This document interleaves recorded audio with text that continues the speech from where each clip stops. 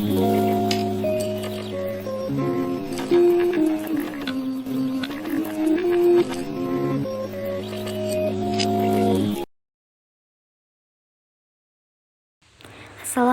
warahmatullahi wabarakatuh. Kami dari kelompok 3 di sini akan menunjukkan beberapa sarang rayap yang kami temukan. Sarang rayap ditemukan di UIN Raden Intan Lampung.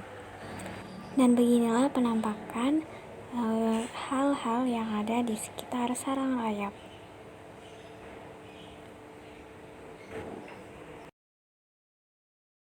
Berikut ini merupakan hasil pengamatan dari keadaan sekitar sarang rayap.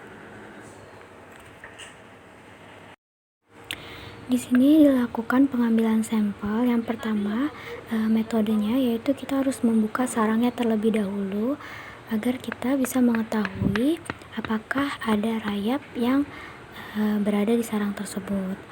Nah, kemudian setelah dibuka, terdapat rayap yang keluar daripada sarangnya. Di sini dominasi oleh kasta prajurit dan juga kasta pekerja.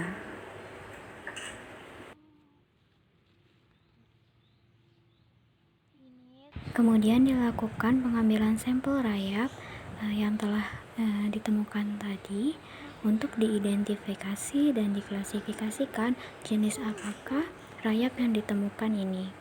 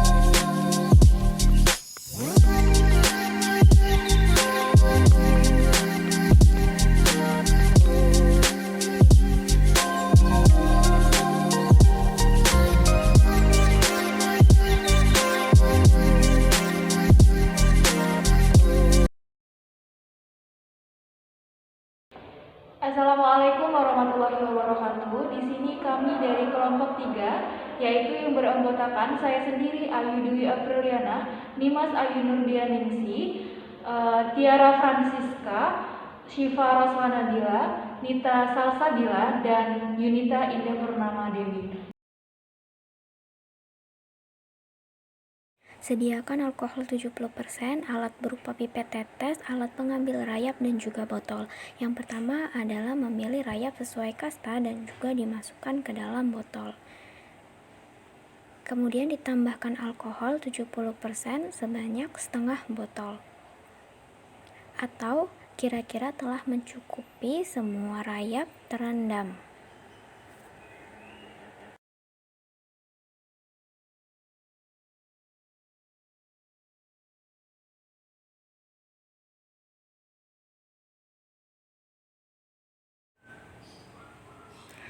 Setelah selesai menambahkan alkohol, botol kemudian ditutup dengan rapat. Jika ada rayap yang mengambang seperti yang terlihat, bisa diambil terlebih dahulu sebelum botol ditutup. Kemudian lanjutkan dengan kasta-kasta berikutnya. Tak tumpahin ya, tak tangkep ya, kan ini ada.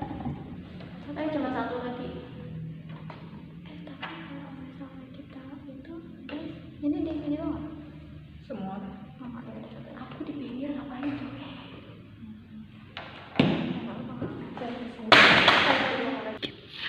Ini ada rayap pekerja. Dan di sini ada rayap reproduksi. Bentar. Kecemplung sarangnya.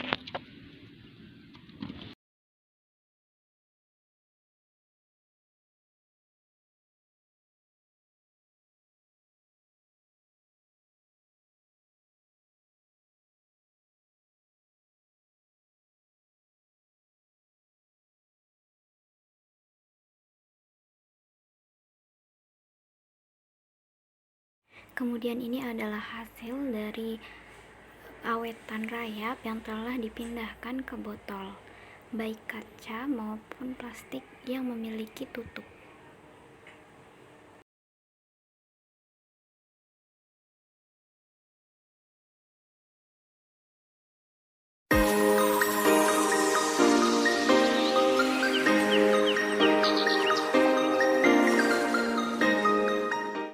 Di sini terdapat rayap jenis Makrotermes.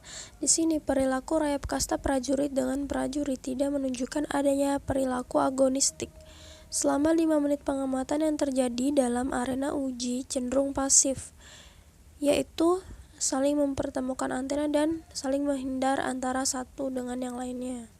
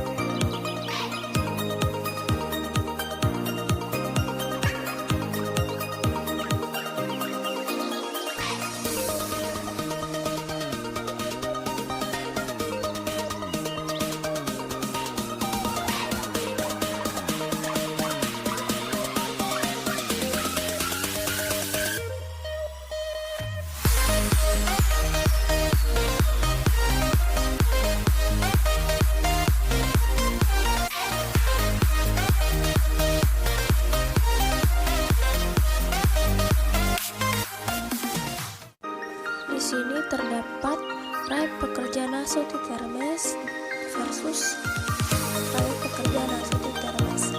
Di sini tidak menunjukkan adanya perilaku agonistik. Jadi selama 5 menit pengamatan pun yang terjadi dalam arena uji cenderung pasif, yaitu saling mempertanyakan antena dan saling menghindar.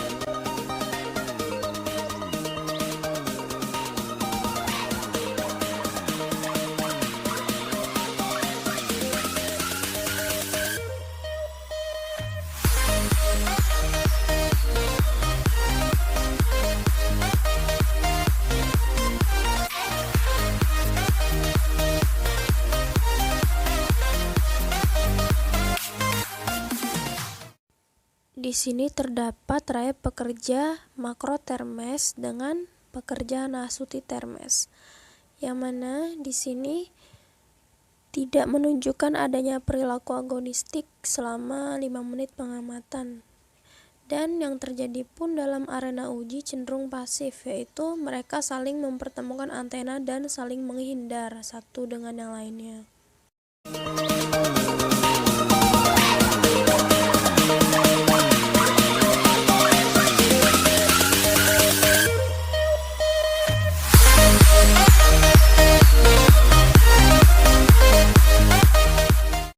Di sini juga terdapat rayap pekerja Makrotermes dan Nasutitermes. Di sini pada perilaku agonistiknya selama 5 menit pengamatan yang terjadi dalam arena uji cenderung pasif, yaitu mereka saling menghindar antara satu dengan yang lainnya.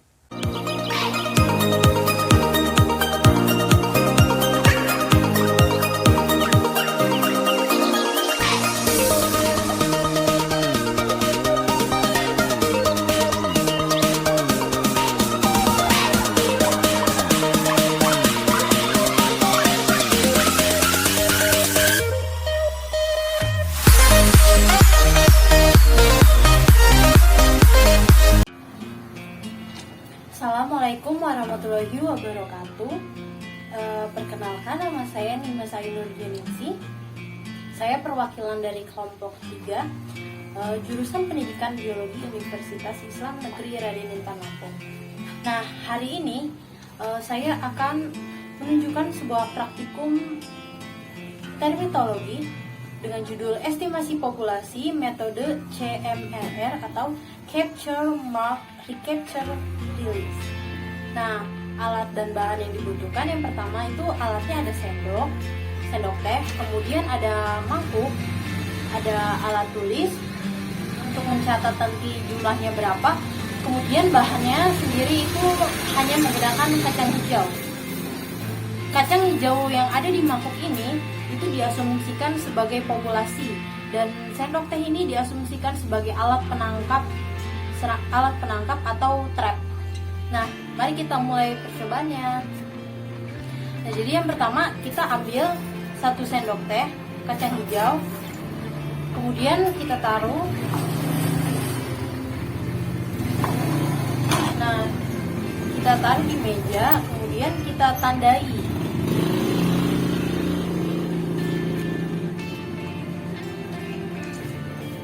Ditandai satu-satu, bisa menggunakan spidol ataupun penanda yang lainnya, yang penting ditandai. Di sini saya menggunakan label karena nantinya kacang hijaunya jadinya bisa dikonsumsi kembali jika ada sisanya. Kalau menggunakan spidol kan nanti akan terkontaminasi oleh zat-zat yang ada di dalam spidol tersebut. Oh ya, tadi sebelumnya lupa. Jadi tujuan praktikum estimasi populasi ini adalah mahasiswa dapat mengetahui jumlah suatu populasi. Nah, kan tadi kan kita udah ambil 1 sendok teh tuh kacang hijaunya, terus ditandain satu-satu, dikasih label, terus kemudian kita hitung jumlahnya ada berapa. Nah, jumlah kacang hijau yang akan ditandain itu C1. Nah, setelah itu kita masukkan kembali kacang hijau yang sudah ditandai ke dalam mangkuk yang berisi kacang hijau. Lalu kita masukkan ke dalam populasinya.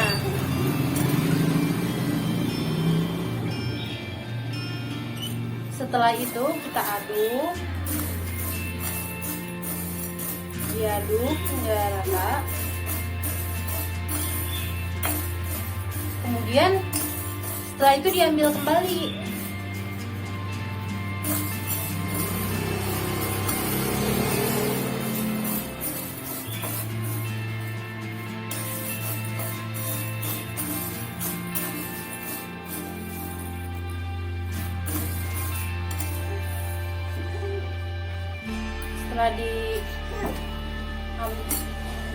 Setelah dikocok kemudian kita ambil. Nah, nanti ini kita tandai lagi.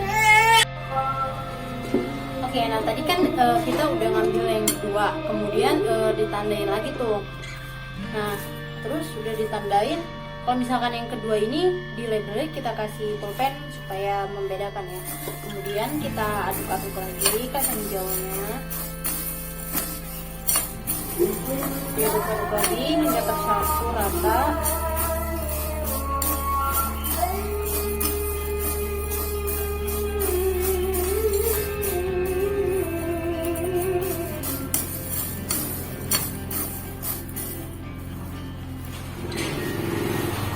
Kemudian kita ambil, kemudian kita hitung lagi ada berapa jumlahnya. Oke, berikut merupakan cara penghitungan. Di sini kelompok kami menggunakan Excel supaya lebih mempermudah. Nah, teman-teman bisa lihat di sini cara-caranya. Kita menggunakan rumus-rumus dasar Excel saja ya. Kalau misalkan pangkat tinggal dikasih tanda pangkat. Kalau misalkan bagi tinggal pakai garis miring. Kalau misalkan kali bisa pakai bintang. Nah, untuk jumlah di sini jumlah sendiri atau sigma kita menggunakan rumus sum ya, teman-teman. Oh ya, mohon maaf. Sebenarnya kan ini kan harusnya 5 kali pengulangan, cuma kami lupa mau videokannya, jadi hanya 3 kali pengulangan saja yang dimasukkan ke Excel ini.